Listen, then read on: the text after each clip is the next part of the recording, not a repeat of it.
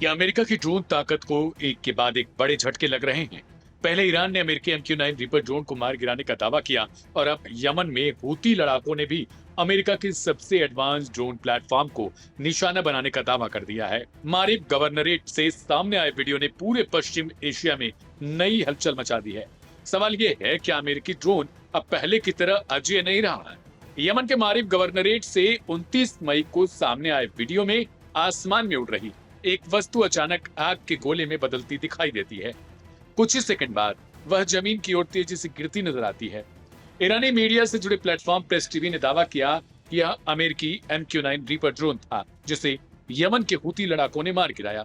Social media पर viral एक दूसरे वीडियो और तस्वीरों में कथित तौर पर ड्रोन का मलबा भी दिखाई दिया जिसके आसपास स्थानीय लोग जमा नजर आए।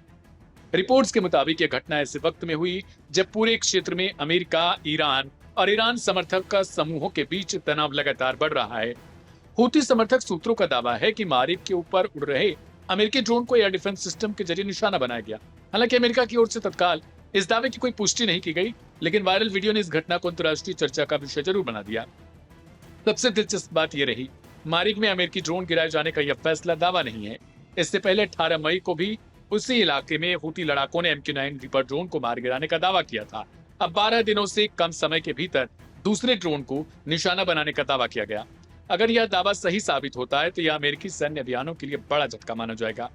MQ-9 रीपर कोई साधारण ड्रोन नहीं, इसे अमेरिकी वायुसेना का सबसे महत्वपूर्ण निगरानी और स्ट्राइक प्लेटफॉर्म माना जाता है। यह लंबे समय तक हवा में रहकर खुफिया जानकारी जुटाने, निगरानी करने और सटीक हमले करने में सक्षम है। इसकी कीमत करोड़ों डॉलर में होती है और दुनिया भर में अमेरिकी अभियानों में इसका बड़े पैमाने पर इस्तेमाल किया जाता रहा है।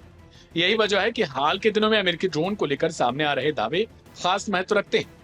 कुछ दिन पहले ईरान की इस्लामिक रिवॉल्यूशनरी गार्ड कॉर्प्स यानी IRGC ने भी दावा किया था कि उसने खाड़ी क्षेत्र में अमेरिकी MQ-9 रीपर को मार गिराया।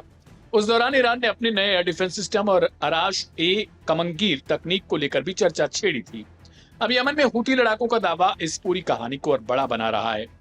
विशेषज्ञों का मानना है कि यदि क्षेत्र में अमेरिकी ड्रोन लगातार निशाने पर आते हैं तो यह सिर्फ एक सामरिक घटना नहीं होगी, बल्कि इससे पश्चिम एशिया में शक्ति संतुलन और सैन्य रणनीतियों पर भी असर पड़ सकता है।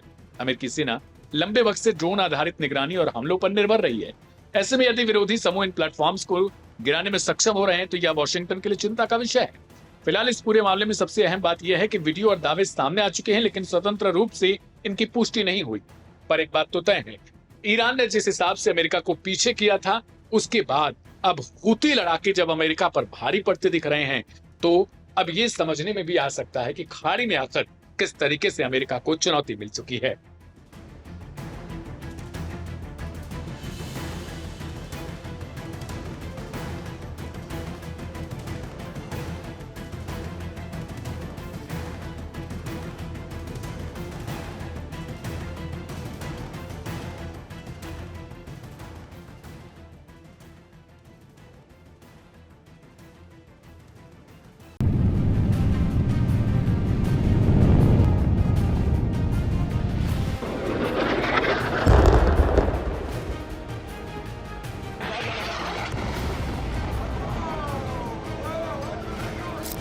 बड़ी खबर आ रही है कि ईरान ने इसराइल के खिलाफ ऐलान जंग कर दिया है।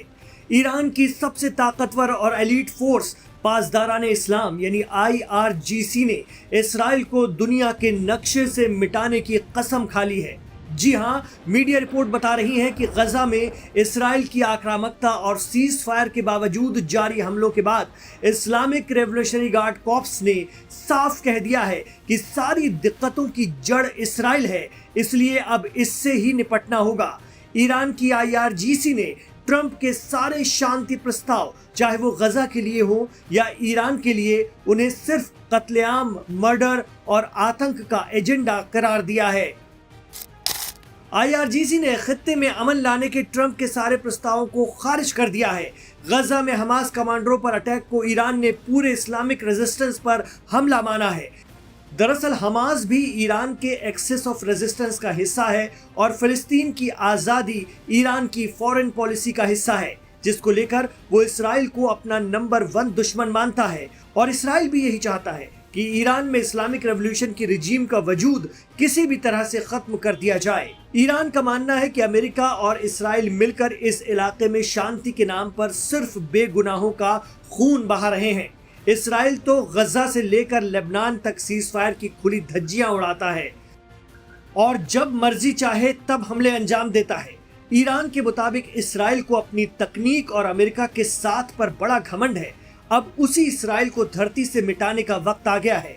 अमेरिका और इसराइल बस शांति के नाम पर खित्ते में अपनी मनमर्जी थोपने की कोशिश कर रहे हैं। ईरान ने साफ किया कि वो पश्चिमी देशों के ऐसे किसी भी शांति प्रस्ताव के झांसे में आने वाला नहीं है और अब इसराइल को सबक सिखाकर ही दम लेगा। ईरान के रेवोल्यूशनरी गार्ड्स ने अपने बयान में इसराइल और अमेरिका को चुनौती देते हुए कहा है कि हमास के टॉप कमांडरों को मार देने से फिलिस्तीनी रेजिस्टेंस कमजोर पड़ने वाला नहीं है। ईरान ने दावा किया कि इन जाबाज कमांडरों की शहादत बेकार नहीं जाएगी, बल्कि इससे इसराइल के खिलाफ लड़ रहे लड़ाकों का हौसला और ज्यादा बुलंद होगा। गौरतलब है कि फारस की खाड़ी पर मौजूद ईरान ही एक ऐसा देश है जिसने फिलिस्तीन की आज़ादी पर कोई कंप्रोमाइज नहीं किया है, बल्कि इसके लिए हमास, हिजबुल्लाह, यमन के अंसारुल्लाह और इराक के हज़दुश्शाबी को खुला सपोर्ट करने का दावा करता है। ईरान कहता है कि वो लोग मस्जिद अक्सा की लड़ाई लड़ रहे हैं और हमारा उन्हें सपोर्ट है, लेकिन अपनी जंग इन संगठनों को खुद ही लड़नी पड़ेगी। ये सभी ईरान के प्रॉक्सी कहे जाते हैं। एक्सपर्ट कहते हैं कि इसराइल ने गजा में हमास कमांडरों को निशाना बनाकर यह हमला ऐसे समय में अंजाम दिया जब अमेरिका ईरान से किसी भी तरह की बातचीत कर अपनी जनता को बताने के लिए अपना झंडा ऊंचा करके जंग से निकलने की फिराक में है। इसके लिए इस्लामाबाद और फिर कतर में बातचीत का दूसरा दौर भी जारी है, लेकिन एक्सपर्ट मानते हैं कि इसराइल को ईरान अमेरिका बातचीत जरा भी पसंद नहीं आ रही है।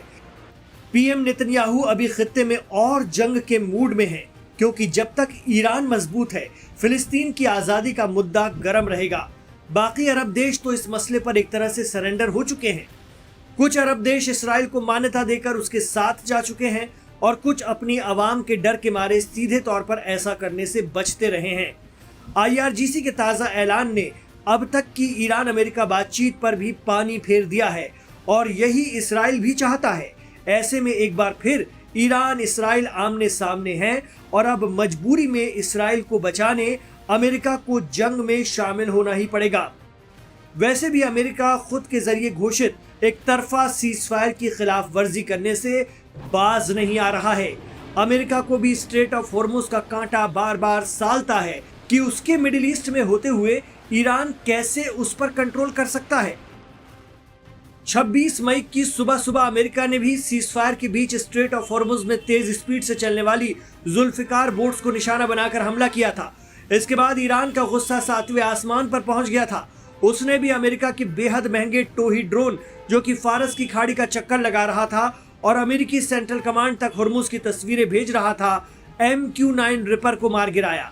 उसे अर्श से फर्श पर लापटका था। ईरान के रॉकेटों ने अमेरिकी MQ-9 रिपर ड्रोन को बर्बाद कर दिया। ईरान का कहना था कि अमेरिकी ड्रोन हमारे हवाई इलाके में घुस आया था और हमने उसे मार दिया।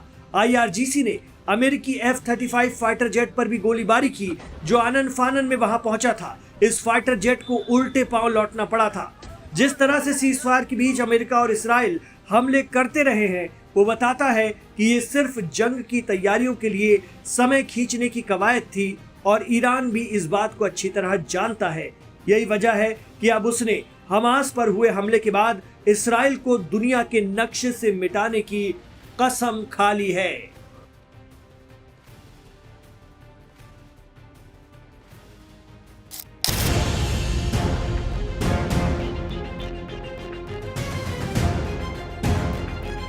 दुनिया की तेल सप्लाई वाली सबसे बड़ी नस यानी स्ट्रेट ऑफ हॉर्मुज अब सीधे अमेरिका और ईरान की टकराहट का अखाड़ा बनता दिखाई दे रहा है। लेकिन इस बार सबसे ज्यादा हलचल मची है डोनाल्ड ट्रंप की उस बयान से, जिसमें उन्होंने अमेरिका के करीबी सहयोगी देश ओमान को ही धमकी दे डाली। और अब इस धमकी पर ईरान खुलकर ओमान के समर्थन में उतर आया है। यानी मामला सिर्फ हॉर्मुज तक सीमित नहीं रहा, बल्कि अब खाड़ी की पूरी राजनीति नए मोड़ पर पहुंचती दिखने लगी है। दरअसल हालात तब और बिगड़ गए जब अमेरिका ने बंदर अब्बास के पास ईरानी ठिकानों और ड्रोन यूनिट्स पर एयर स्ट्राइक कर दी। अमेरिकी अधिकारियों का दावा है कि ईरान ने होर्मुज इलाके में गुजर रहे एक अमेरिकी कमर्शियल जहाज को निशाना बनाने के लिए 4 वन वे अटैक ड्रोन भेजे थे, जिन्हें अमेरिकी सेना ने रास्ते में ही मार गिराया। इसके बाद सेंटकॉम ने जवाबी कार्रवाई करते हुए ईरान की ड्रोन लॉन्चिंग यूनिट्स और कथित मिसाइल साइट्स पर हमला कर दिया। अमेरिकी सेंट्रल कमांड के प्रवक्ता कैप्टन टिम हॉकिंस ने कहा कि ये स्ट्राइक्स अमेरिकी सैनिकों और समुद्री जहाजों को आसन्न खतरे से बचाने के लिए की गई। लेकिन असली भूचाल तब आया जब व्हाइट हाउस में कैबिनेट मीटिंग के दौरान ट्रंप से पूछा गया कि क्या ईरान और ओमान मिलकर स्ट्रेट ऑफ होर्मुज की ट्रैफिक और टोल सिस्टम को नियंत्रित कर सकते हैं। दरअसल ईरानी मीडिया में एक कथित ड्राफ्ट समझौते की खबर सामने आई थी, जिसमें दावा किया गया कि ओमान और ईरान मिलकर समुद्री ट्रैफिक मैनेजमेंट संभाल सकते हैं। बस इसी सवाल पर ट्रंप भड़क उठे। उन्होंने कहा, कोई इसे कंट्रोल नहीं करेगा, यह इंटरनेशनल वाटर्स है, ओमान बाकी देशों की तरह व्यवहार करेगा, वरना हमें उन्हें भी उड़ाना होगा। ट्रंप के इस बयान ने पूरी खाड़ी में सनसनी फैला दी, क्योंकि ओमान लंबे समय से अमेरिका और ईरान के बीच मध्यस्थता की भूमिका निभाता रहा है। अब इस पूरे विवाद पर ईरान ने खुलकर ओमान का साथ दिया। ईरान के विदेश मंत्रालय के प्रवक्ता इस्माइल बघई ने बयान जारी कर कहा कि तेहरान अमेरिकी अधिकारियों की धमकियों के खिलाफ ओमान के साथ एकजुटता से खड़ा है। यानी ईरान ने साफ संकेत दिया है कि अगर अमेरिका ओमान पर दबाव बनाएगा तो तेहरान इसे सिर्फ ओमान का नहीं बल्कि पूरे क्षेत्र का मुद्दा मानेगा।